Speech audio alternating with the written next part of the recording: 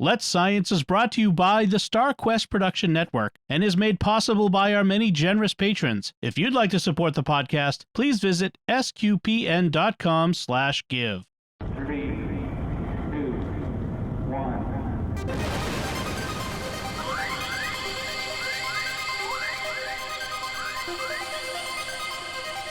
We live in a universe of scientific wonders. Every day, scientists are inching towards breakthroughs which can change our lives. We're playing our small part in sharing these wonders with you. That's why today is a fine day for science. So let's science. So, Lino, I've got a short science topic today. You are welcome to think about the second Terminator film as much as you want as I go through this, because I am talking about a shape-shifting robot that can turn into liquid and escape a cage.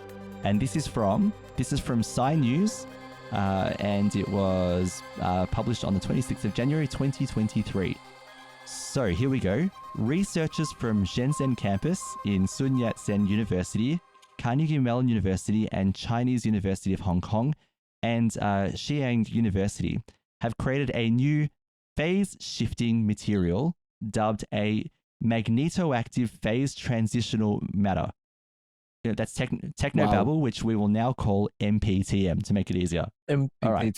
Yep. So they embedded magnetic neodymium iron boron microparticles. So neodymium magnets are those really strong ones. So they embedded these microparticles in gallium, which is a metal with a very low melting point. So gallium melts at 29.8 degrees Celsius, which is about hot. 6 degrees cooler than what it is today here in Melbourne. So yeah. Yeah.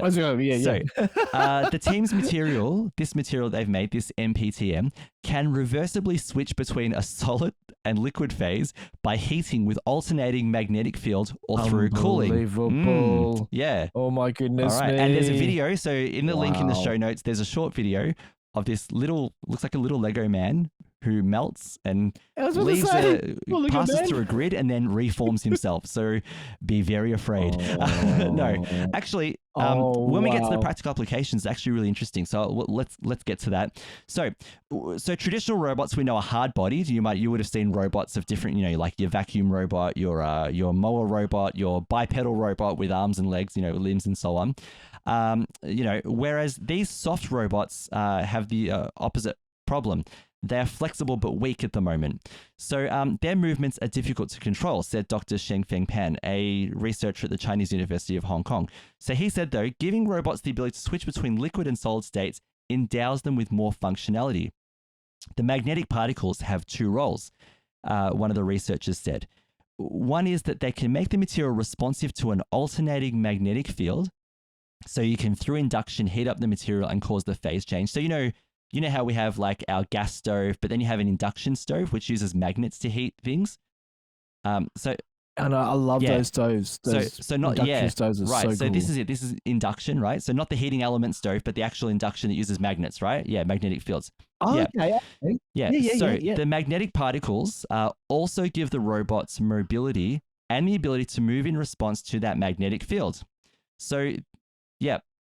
So this is different to the currently existing phase-shifting materials that rely on heat guns, electrical currents, and other external heat sources. This one, uses induction, which is better. So the team's new material, the MPTM, boasts an extremely fluid liquid phase compared to other phase-changing materials, whose liquid phases are considerably more viscous. So before exploring potential applications, the researchers tested the material in a variety of contexts. So with the aid of the magnetic field, I love this, the robots jumped over moats, climbed walls, and even split into half to cooperatively move other objects around before coalescing back together. This is Deep Space Nine's Odo. You know what I mean? This is Odo. That's right. Think about Odo. That's another way. Yeah. Which, by the way, is more pleasant than thinking about T-1000 from Terminator. I'll just say that too. Yeah. Terminator. Definitely. Yep. In the video I just mentioned, a robot shaped like a person liquefies itself, oozes through a grid, after which it is extracted, and then remolds itself back into its original shape. So Dr. Pan says, now we're pushing this material system into more practical ways to solve some very specific medical and engineering problems. So this is what they envision. They don't envision robots that will take over the world and kill us all, all right?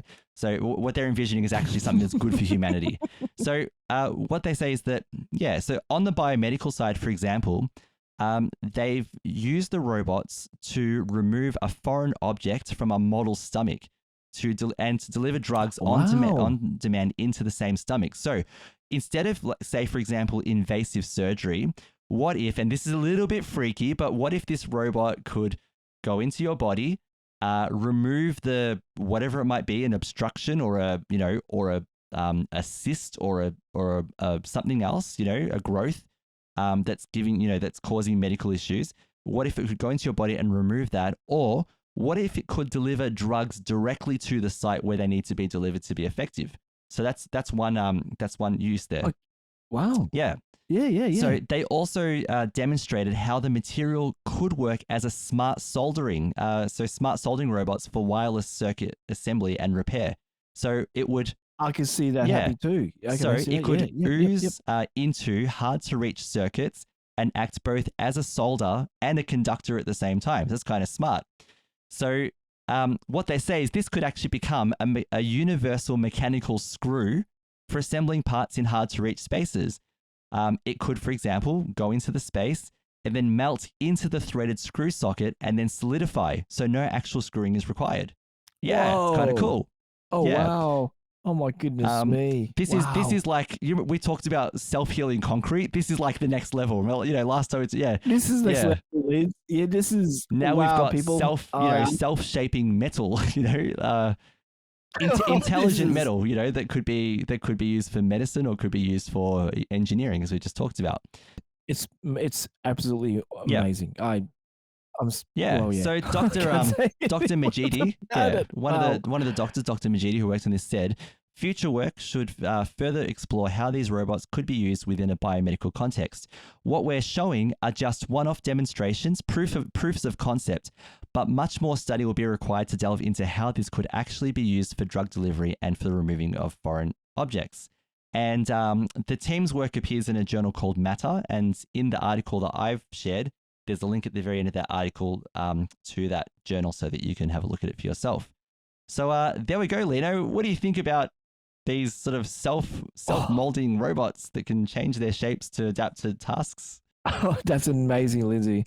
That's amazing. And look, it's great to know that there's a sort of a medical way of going through it too. Do the research in helping the medical team and however they can. It's amazing. And like you said, I was just come back and thinking about Terminator, but I just hope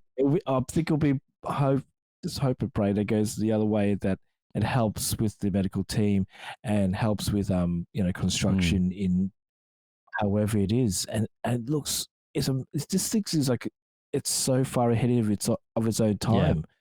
You can imagine as we'll talk about this hopefully maybe about 5 years from now, and all of a sudden, hey, look, there's some sort of melting composite that you can use for building. We go, what? Oh yeah, that's right. We heard about it. It's called what's MT? What was it? Acronym again? MP. Something. I've where'd it go? MPTM. Yeah, that's right. I get my letters mixed up. That's right. Oh, good. They'll probably have to maybe call it something else to make it smaller. You can buy liquid. You can buy remember. Liquid nails, right? Well, this takes it to the next level. Exactly. Yes, that's a good point. Liquid nails. That's right. Well, we used it before, and that stuff is strong. That is that. Well, this would be. I mean, this is a metal. One question I would have is that the metal that they used. They talked about having a low melting point of 29 degrees or whatever, or 28 degrees. I wonder. So what happens if there's extreme heat involved? I'm sure that's like you said, it's a proof of concept, but there are obviously a lot of hurdles getting this from a proof of concept to an actual practical application. But we've seen, early foundational science become, something very practical decades down the track. So we'll just have to see what happens there. Nice. Nice. Quick question. Awesome. Yeah. Would you allow one of these robots into your body if you had a medical issue? Oh wow. And would you want to be conscious? Oh no. Yeah, Wow. yeah. That is a great Yeah, question. something to think Lindsay. about. I'm just that is it's I'm gonna be realistic in a sense. It's like depends on how much it is, and if you if it's really desperate that you need to. Oh, it has to be funded by Medicare for sure. Yeah, yeah, yeah. So my answer would be yes to question A, and no to question B. I think I'd be happy for them to knock me out. I don't know if I'd want to feel this thing moving around, getting down to my stomach, so it could save my life, unless it was an emergency. Yeah, I think I'll have to be knocked out. Yeah, well, emergency. Yeah, definitely. Yeah. Oh wow, man. Lindsay, that's a great topic. That's cool. Yeah, I thought it was an interesting one. Yeah. Yeah. Anyway, then next time we get Caroline should be around, she can do some real science for us, like get into a technical science topic. Yeah. Yeah. All right. We haven't heard about plants in a while, so we need Caroline back. Let's Science is brought to you by StarQuest Media and is a fortnightly podcast that brings you the scientific wonders of our universe from a distinctly Catholic point of view. For more from Caroline, Lindsay, and friends, listen to the StarQuest show, Catholics of Oz. Find links from today's show at sqpn.com/science and find the Catholics of Oz at sqpn.com/Oz. Be sure to follow the show in Apple Podcasts, Google Play, wherever you can find podcasts, or on the SQPN YouTube channel. The generous donations of our patrons at sqpn.com/give make it possible for us to continue Let's Science and all the shows at StarQuest, which makes our nonprofit mission possible. You can join them by visiting sqpn.com/give. Join us next time for more scientific wonders, and thank you for listening to Let's Science on StarQuest.